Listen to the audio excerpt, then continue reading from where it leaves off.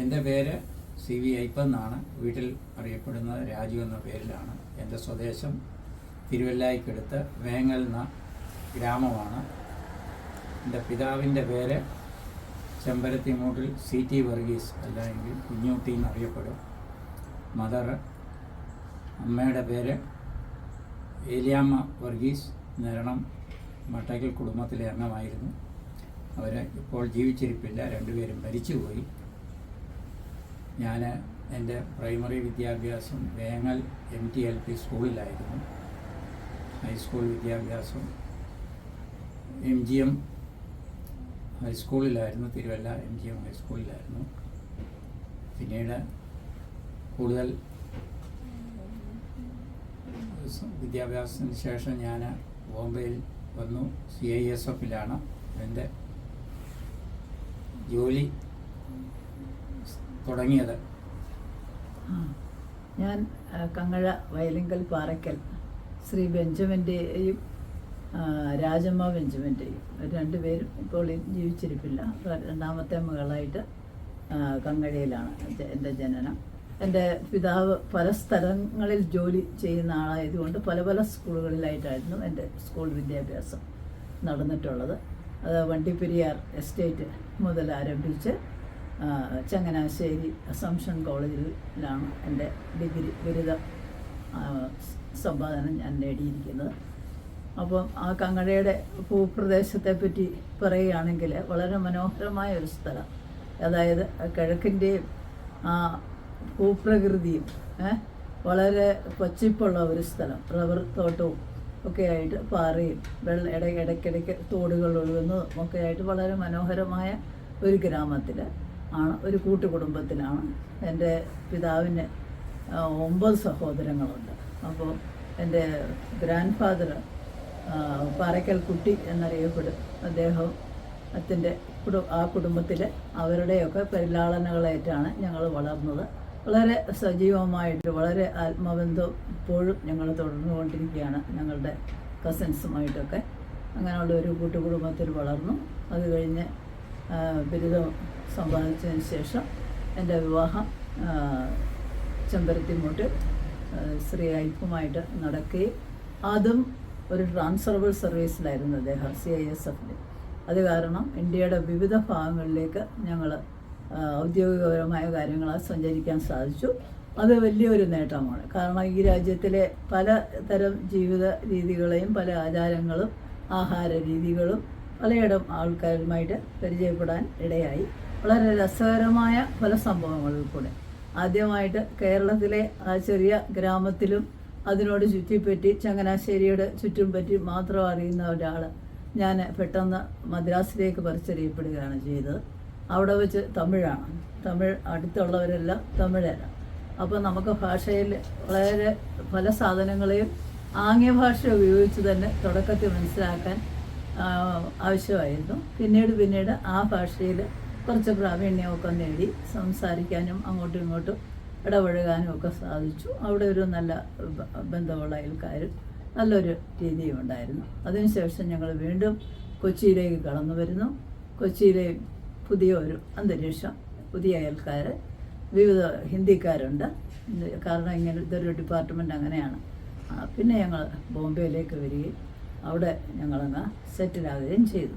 ഇതിനോടകം അദ്ദേഹം ജോലി സംബന്ധമായിട്ട് ഡൽഹി, ഗുജറാത്ത് മുതൽ പല പല സംസ്ഥാനങ്ങളിലേക്ക് പോവും. അപ്പോഴൊക്കെ ഞങ്ങൾ ബിലായി ഇങ്ങനെയുള്ള എല്ലാ സംസ്ഥാനങ്ങളിലും പോകാറുണ്ട്. അപ്പോൾ അവിടെയൊക്കെ കൂടെ പോവുകയും അവിടുത്തെയൊക്കെ ഫ്രണ്ട്സുമായിട്ട് കാണുകയും അവരുടെ ജീവിത രീതി, ഭക്ഷണം ഉണ്ടാക്കുന്ന രീതി ഒക്കെ ആയിട്ട് വളരെ സജീവമായിട്ടുള്ള ഒരു ജീവിതമായിരുന്നു. ബോംബെയിൽ ഞങ്ങൾ RCFലാണ് തുടക്കം. അപ്പോൾ വളരെ വ്യത്യസ്തം, നാട്ടിൽ നിന്ന് വളരെ വ്യത്യസ്തമായ ഒരു ചുറ്റുപാടിൽ ഒരു കോളനി ലൈഫാണ്. ആ കോളനിയിൽ എല്ലാവരും ഉണ്ട്. ബീഹാരികളുണ്ട്, പഞ്ചാബികളുണ്ട്, നമ്മൾ മദ്രാസികളെന്ന് അന്നത്തെ കാലത്ത് ആൾക്കാരറിയപ്പെടുന്ന നമ്മളെപ്പോലുള്ള 1-2 ഫാമിലിക്കാരുണ്ട്. ആ കോളനിയിലെ ജീവിതം എന്ന് പറഞ്ഞാൽ, ഒരു കോളനി എന്ന് പറഞ്ഞാൽ ആ ഡിപ്പാർട്ട്മെൻറ്റിൽപ്പെട്ട ആൾക്കാർ മാത്രം താമസിക്കുന്ന നിരവധി ഫാമിലികൾ, അവരുടെ ഒത്തുകൂടലുകൾ, ഹോളി, അങ്ങനെയുള്ള ഈ ഹിന്ദിക്കാരുടെ എല്ലാ ആചാരങ്ങളും പൂജകളും മഹാരാഷ്ട്രയിലാകുമ്പം ഗണപതി ഫെസ്റ്റിവൽ പോലുള്ള ഫെസ്റ്റിവൽസ് ഉണ്ട്.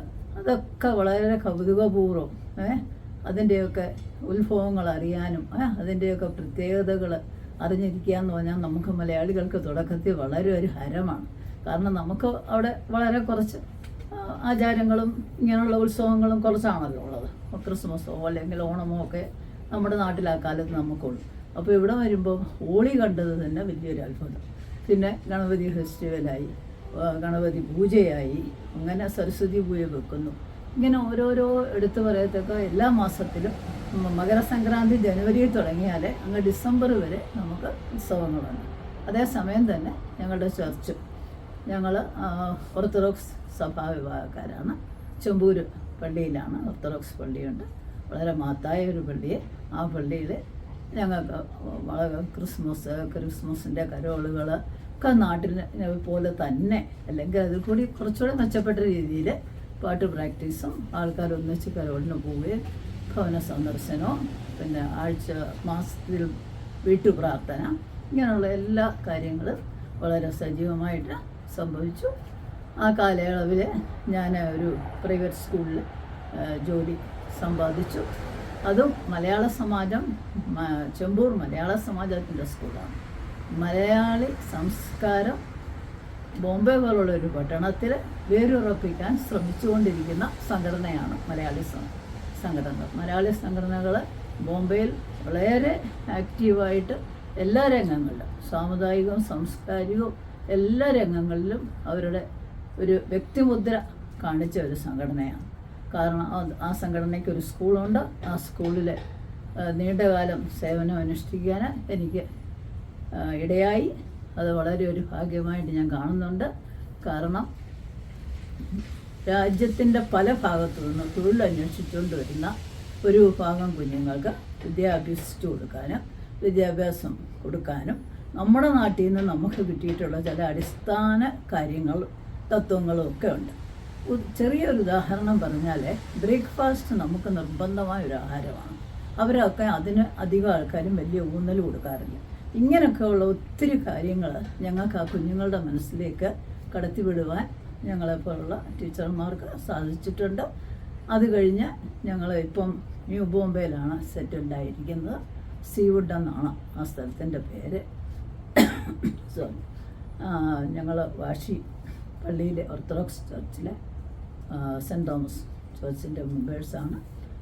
പിന്നെ വീണ്ടും ഞങ്ങൾക്ക് നല്ല സജീവമായ മലയാളി സുഹൃത്തുക്കൾ, കുടുംബങ്ങൾ, എല്ലാ ആചാരങ്ങളും വളരെ വളരെ വിപുലമായ രീതിയിൽ, നല്ല രീതിയിൽ നടന്നുകൊണ്ടിരിക്കുന്നു. നല്ല സുഹൃത്തുക്കളും ബന്ധങ്ങളും ഒക്കെ ഉള്ള നാള്. ബോംബെ വളരെ സുന്ദരമായ ഒരു ദേശമാണ്. ബോംബെയെ പറ്റി രണ്ട് വാക്ക് പറയാതിരിക്കാൻ എനിക്ക് നിവൃത്തിയില്ല. കാരണം ഈ രാജ്യത്തിലുള്ള, ഇന്ത്യ മഹാരാജ്യത്തിലുള്ള എല്ലാ ആൾക്കാരെയും ഒരുപോലെ ഉൾക്കൊള്ളുന്ന ഒരു മഹാനഗരമാണ് ബോംബെ. ബോംബെയെ പറ്റി അറ്റ്ലീസ്റ്റ് പഴയ കാലത്തെങ്കിലും ആൾക്കാർക്കൊരു തെറ്റിദ്ധാരണയുണ്ട്, അയ്യോ ബോംബെ പോകാമെന്ന് പറഞ്ഞാൽ എന്തോ ആപത്താണ്. പക്ഷേ വളരെ സുരക്ഷിതമായ ഒരു സ്ഥലം, സാഹോദര്യ ബന്ധം നിലനിർത്തുന്ന ഒരു സ്ഥലമാണ്. എല്ലാത്തരം ആൾക്കാർക്കും, തീരെ താഴ്ന്ന വരുമാനമുള്ള ആൾക്കാർ മുതൽ ഏറ്റവും ഉയർന്ന വരുമാനമുള്ള റിലയൻസ് ഉടമസ്ഥർ മുതലുള്ള ആൾക്കാർക്ക് താമസിക്കാൻ ഉള്ള വേദി ഒരുക്കാൻ പറ്റുന്ന ഒരു നഗരം. ആ നഗരത്തിലാണ് ഞങ്ങളിപ്പം ജീവിക്കുന്നത്. ഞങ്ങൾ അവിടെ തന്നെ തുടരാനാണ് ആഗ്രഹം. അത് നടക്കുമെന്നുള്ള വിശ്വാസം കഴിയുന്നു. പിന്നെ ഞങ്ങൾക്ക് 2 കുഞ്ഞുങ്ങളാണുള്ളത്. ഒരു മകനും ഒരു മകനാണ് ഇവിടെ ഉള്ളത്, ഹൂസ്റ്റണിലുള്ളത്. മകൾ ദുബൈയിലാണ്. രണ്ട് പേർക്ക് 2 കുഞ്ഞുങ്ങളുണ്ട്. എല്ലാവരും സന്തോഷമായിട്ട് ജീവിക്കുന്നു. Thank you. Coming back to your college days, അമ്മമ്മ അസംഷനിലും അച്ചായൻ മണ്ഡലം തിരുവല്ലയിൽ പഠിച്ചല്ലേ? അന്നത്തെ ഓർമ്മകൾ, കോളേജ് ലൈഫിൽ എന്തെങ്കിലും ഓർമ്മകൾ, സാറുമാരെ പറ്റി 2 വാക്ക്, പഠിച്ച വിഷയം എന്ന് പറയാം. ഞാൻ എൻ്റെ വിദ്യാഭ്യാസം തിരുവല്ലയിലായിരുന്നെങ്കിലും ഞാൻ പ്രൈവറ്റ് സ്റ്റഡീസായിരുന്നു. അതുകൊണ്ട് എനിക്ക് കോളേജ് വിദ്യാഭ്യാസത്തെ പറ്റി കൂടുതലായിട്ട് പറയാനില്ല. എൻ്റെ സർവീസ് ലൈഫിനെ പറ്റി ഞാൻ വിപുലമായി പറയാം. അമ്മാമ ചങ്ങനാശ്ശേരി പറ്റി എന്ന് പറഞ്ഞു. ചങ്ങനാശ്ശേരി അസംഷൻ കോളേജിലാണ് പഠിച്ചത്. അസംഷൻ കോളേജ് ഗ്രൂപ്പും എല്ലാ കാലത്തും ഗ്രൂപ്പും വർഷം 1980 അല്ല 75-ല് 76-ൽ ഞാൻ പാസ് ഔട്ട് ഗ്രാജുവേറ്റ് അതിന് 5 വർഷം 1972 മുതൽ 1977 വരെയുള്ള കാലഘട്ടത്തിൽ ഞാൻ അസംഷൻ കോളേജിലാണ് പഠിച്ചത്. ചങ്ങനാശ്ശേരി അസംഷൻ കോളേജ് ഇന്നും വളരെ മഹിമയോടെ ഉയർന്നു നിൽക്കുന്ന ഒരു വിദ്യാഭ്യാസ സ്ഥാപനമാണ്. ഈ കഴിഞ്ഞ വർഷം പോയപ്പം ആ സ്കൂളിൽ കവാടത്തിലേക്ക് ഒരിക്കൽ കൂടി കടന്നു ചെല്ലുവാനും അതിൻ്റെ ആ മനോഹാരിതയും അതിൻ്റെ ഗാംഭീര്യം ഉൾക്കൊള്ളാനും ഒരവസരം ഞങ്ങൾക്ക് കിട്ടി. ഞാൻ എൻ്റെ പഴയ സുഹൃത്തുക്കളോടൊപ്പം ഞങ്ങൾ ആ കോളേജിൽ പോയി പഴയ ഇരുന്ന സ്ഥലങ്ങളിലും ഒക്കെ ഇരുന്നു. അന്നത്തെ കാലത്തൊക്കെ നമ്മൾ കുട്ടികളായതുകൊണ്ട് നമുക്ക് ഒളിച്ച് ക്ലാസ്സിലിരുന്ന് നോട്ട് എഴുതാതിരിക്കുകയോ അല്ലെങ്കിൽ പതുക്കെ വർത്തമാനം പറഞ്ഞുകൊണ്ടിരിക്കാനും ഒക്കെ ഉള്ള ഒരു ടെൻഡൻസി ഉള്ള കാലമാണ്. അപ്പോൾ അതൊക്കെ ഓർത്തിരുന്ന് ഇപ്പോൾ ചിരിക്കുകയായിരുന്നു ഞങ്ങൾ ചെന്നപ്പോൾ. എന്തായാലും ഞങ്ങളുടെ ടീച്ചേഴ്സ് എല്ലാം പുതിയ തലമുറയിലുള്ള ടീച്ചേഴ്സാണ്. അന്നത്തെ ഞങ്ങൾ പഠിപ്പിച്ച കാലത്തുള്ള ടീച്ചേഴ്സ് ആരുമില്ലായിരുന്നു. പക്ഷേ അവിടെ എല്ലാം പോയി കണ്ടു. അതിൽ ഒരു വലിയ സംഭവം ഉണ്ടായത്, ഞാൻ BA പഠിപ്പിക്കുമ്പം എന്നെ പഠിപ്പിച്ചിരുന്ന സിസ്റ്റർ ഡൊമിനീഷ്യ എന്ന് പറഞ്ഞൊരു സിസ്റ്റർ ഇപ്പോഴും അവിടെ ഉണ്ട്. സിസ്റ്റർ ഇപ്പോൾ അവിടെ റിട്ടയേർഡായിട്ട് വാർഡനായിട്ടിരിക്കുന്ന സിസ്റ്ററിനെ പോയി കണ്ടു. സിസ്റ്ററിന് ഭയങ്കര സന്തോഷമായി. ഇപ്പോൾ ഇത്രയും വർഷങ്ങൾ പിന്നിട്ട വലിയമ്മമാർ അവരുടെ സ്റ്റുഡൻസായിട്ട് ഞങ്ങൾ കാണാൻ ചെന്നു. ഞങ്ങൾ 3 പേര് കൂടിയാണ് ഞങ്ങൾ പോയത്. ഞങ്ങളെ വളരെ സന്തോഷത്തോടു കൂടി സിസ്റ്റർ സ്വീകരിക്കുകയും ഞങ്ങൾ പഴയ കാലമൊക്കെ ഓർക്കുകയും ചെയ്തു. ഞാൻ ഇക്കണോമിക്സ് മെയിൻ എടുത്ത് പഠിച്ച ഒരു വിദ്യാർത്ഥിയായിരുന്നു. യാത്രയൊക്കെ എങ്ങനെയായിരുന്നു? കങ്ങഴയിൽ ബസ്സിലായിരുന്നു യാത്ര. ആയിരുന്നു. കുറേ നാൾ ഹോസ്റ്റലിലും 3-4 വർഷം ഹോസ്റ്റലിലും ഉണ്ടായിരുന്നു. തുടക്കത്തിൽ അങ്ങനെയായിരുന്നു. സാറിൻ്റെ അനുഭവ ജീവിതം ഞാൻ എഴുന്നേറ്റോ? ഇല്ല, ഒരു മിനിറ്റ്. എൻ്റെ സർവീസ് സ്റ്റാർട്ട് ചെയ്യുന്നത് CISF-ലാണ്. അത് CISF-ൻ്റെ തുടക്കകാലത്തിലാണ് ഞാൻ CISF-ൽ ചേരുന്നത്. അതുകൊണ്ട് വളരെയധികം വെല്ലുവിളികൾ നേരിടേണ്ടി വന്നിട്ടുണ്ട്. CISF-ൻ്റെ ഏറ്റവും പ്രശ്നബാധിത പ്രദേശങ്ങളായ കൽക്കട്ട, ദുർഗാപൂർ, ആസാം മുതലായ സ്ഥലങ്ങളിലാണ് എൻ്റെ ആദ്യകാല സർവീസ്. അത് കഴിഞ്ഞിട്ടാണ് ഞാൻ സൗത്ത് ഇന്ത്യയിൽ വരുന്നത്. പിന്നീട് സൗത്ത് ഇന്ത്യയിൽ 2-3 യൂണിറ്റിൽ സർവീസ് ചെയ്തതിന് ശേഷമാണ് ബോംബെയിൽ വരുന്നത്. ബോംബെയിൽ നിന്നും പല യൂണിറ്റുകളിൽ ഞാൻ പോയിട്ടുണ്ട്, സർവീസ് ചെയ്തിട്ടുണ്ട്. ഈ ധാരാളം മൂവ്മെൻ്റ് ഉണ്ടായെങ്കിലും അതോടൊപ്പം തന്നെ എനിക്ക് സർവീസ് ലൈഫിൽ പുരോഗതികളും കൈവരിച്ചു. ഞാൻ 1987 ഒരു ബറ്റാലിയൻ റേസ് ചെയ്യുക എന്നുള്ള ഒരു വലിയ ഡ്യൂട്ടി എന്നെ CISF ഏൽപ്പിച്ചു. ആ ഉത്തരവാദിത്വം 9 ബറ്റാലിയൻ CISF-ൻ്റെ 9ാമത്തെ ബറ്റാലിയൻ ബിലായിൽ റേസ് ചെയ്യാനുള്ള ഉത്തരവാദിത്വം എനിക്ക് കിട്ടി. അത് ഞാൻ വളരെ കൃത്യമായി നിർവഹിച്ചു. അതുകൊണ്ട് എനിക്ക് അടുത്ത ഒരു നല്ല പോസ്റ്റിംഗ് തന്നു ഗുജറാത്ത് റിഫൈനറിയിൽ.